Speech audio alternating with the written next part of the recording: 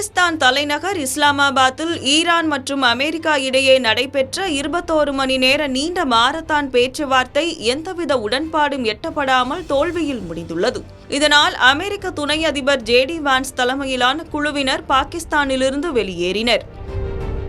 இந்த சந்திப்பின் பின்னடைவு குறித்து செய்தியாளர்களிடம் பேசிய ஜேடி வான்ஸ், இது அமெரிக்காவை விட ஈரானுக்குத்தான் மிகப்பெரிய பின்னடைவு என்று குறிப்பிட்டார். குறிப்பாக அணு ஆயுதங்களை உருவாக்கக்கூடாது என்பது உள்ளிட்ட அமெரிக்காவின் முக்கிய நிபந்தனைகளை ஏற்க ஈரான் மறுத்துவிட்டதாக அவர் தெரிவித்தார். பேச்சுவார்த்தையின் போது தான் அதிபர் டொனால்டு டிரம்புடன் 6 முறை ஆலோசனையில் ஈடுபட்டதாகவும் அணு ஆயுதங்களை உருவாக்க தேவையான கருவிகளை கூட ஈரான் கொண்டிருக்கக்கூடாது என்பதில் அமெரிக்கா உறுதியாக இருப்பதாகவும் அவர் கூறினார். சுமார் 10 ஆண்டுகளுக்கு பிறகு இரு நாடுகளுக்கும் இடையே நடைபெற்ற முதல் நேரடி பேச்சுவார்த்தை இதுவாகும்.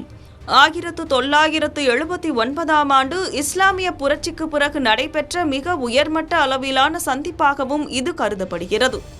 உலகளாவிய எரிசக்தி விநியோகத்தில் 20% பங்கை கொண்டுள்ள ஹார்முஸ் ஜலசந்தியை ஈரான் முடக்கியுள்ளதால் உலகளவில் கச்சா எண்ணெய் விலை கடுமையாக உயர்ந்து ஆயிரக்கணக்கான மக்கள் பாதிக்கப்பட்டுள்ளனர். இந்த பேச்சுவார்த்தையின் முடிவுதான் அந்த பாதையை திறப்பதையும் தற்காலிக போர் நிறுத்தத்தையும் தீர்மானிக்கும் முக்கிய காரணியாக உள்ளது. பேச்சுவார்த்தையின் போது இருதரப்புக்கும் இடையே கடும் வாக்குவாதங்களும் உணர்ச்சிபூர்வமான தருணங்களும் இருந்ததாக தகவல்கள் தெரிவிக்கின்றன. ஈரான் தரப்பில் நாடாளுமன்ற சபாநாயகர் முகமது பாகர் காலிபாப் மற்றும் வெளியுறவு அமைச்சர் அப்பாஸ் அரக்ஷி ஆகியோர் பங்கேற்றனர்.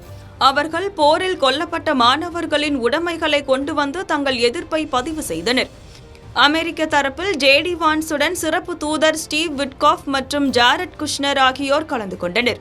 ஈரான் தரப்பிலிருந்து வெளிநாடுகளில் குறிப்பாக கத்தாரில் முடக்கப்பட்டிருக்கும் தங்கள் நாட்டு சொத்துக்களை விடுவிக்க வேண்டும், ஹார்முஸ் ஜலசந்தி மீது முழு அதிகாரம் மற்றும் அங்கு செல்லும் கப்பல்களிடம் கட்டணம் வசூலிக்கும் உரிமை, போர்க்கால இழப்பீடு மற்றும் பிராந்திய அளவிலான போர் நிறுத்தம் ஆகிய கோரிக்கைகள் முன்வைக்கப்பட்டன.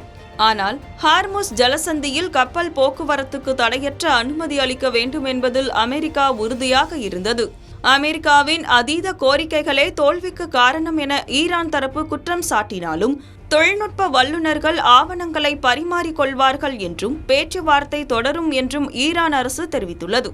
தற்போது பேச்சுவார்த்தை முறிந்துள்ள நிலையில் ஹார்முஸ் ஜலசந்தியில் உள்ள கன்னி வெடிகளை அகற்றுவதற்கான பணிகளை அமெரிக்க ராணுவம் முடுக்கிவிட்டுள்ளது இப்பிராந்தியத்தில் பெரும் பரபரப்பை ஏற்படுத்தியுள்ளது.